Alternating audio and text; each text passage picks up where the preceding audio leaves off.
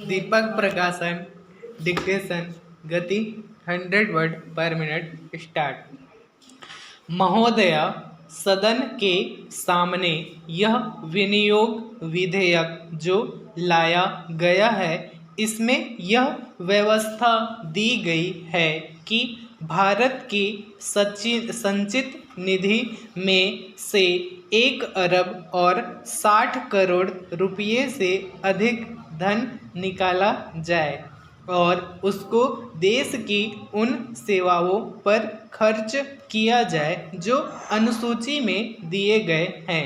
उदाहरण के लिए, जैसा कि हमारे पूर्व मित्रों ने कहा है, संभवतः इस विनियोग विधेयक में जिन जिन कामों के लिए और जिन जिन मंत्रालयों के लिए जितने धन की आवश्यकता है, उनकी यहाँ सूची दी गई है। इस वर्ष पिछले वर्ष की अपेक्षा विशेषता रही है वह यह है कि जब से यह बजट आया है, तब से देश के सारे किसान और उनके साथ ही साथ हमारे खेत मजदूर कुछ प्रसन्न दिखाई दे रहे हैं। इस सरकार और सत्तारूढ़ दल के अनेक मित्र बार बार यह बात कहते फिर रहे हैं कि देश में हरित क्रांति आ रही है। इससे पूर्व भी कांग्रेस पक्ष की ओर से समय समय पर इसी प्रकार के नारे दिए गए। कभी यह कहा गया कि आराम हराम है, कभी जय जवान जय किसान का नारा दिया गया और आज तीसरा नारा हरित क्रांति का लगाया जा रहा है।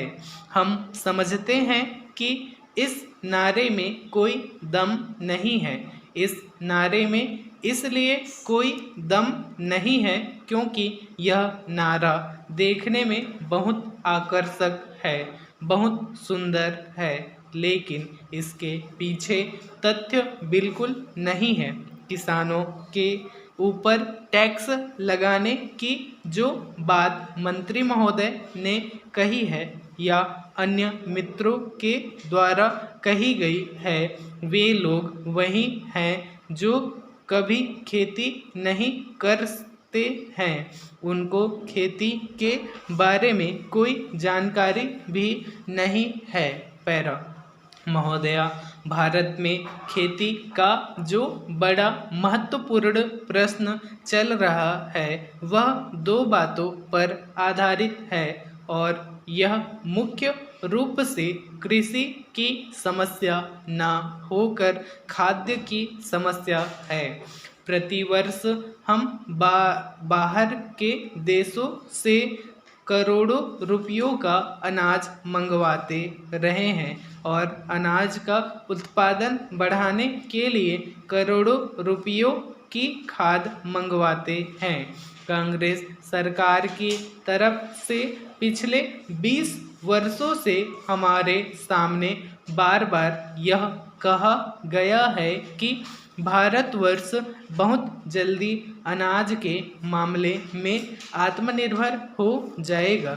इसमें कोई शक नहीं कि हमने अनाज के उत्पादन में काफ़ी प्रगति की है और हम अनाज के मामले में आत्मनिर्भर हो गए हैं, लेकिन उस अनाज का उत्पादन करने के लिए हम करोड़ों रुपयों की खाद विदेशों से आयात करते हैं। पहले हम अनाज का आयात करते थे, अब खाद का आयात करते हैं। इसलिए यह कहना कि हम आत्मनिर्भर हो गए हैं ठीक नहीं है।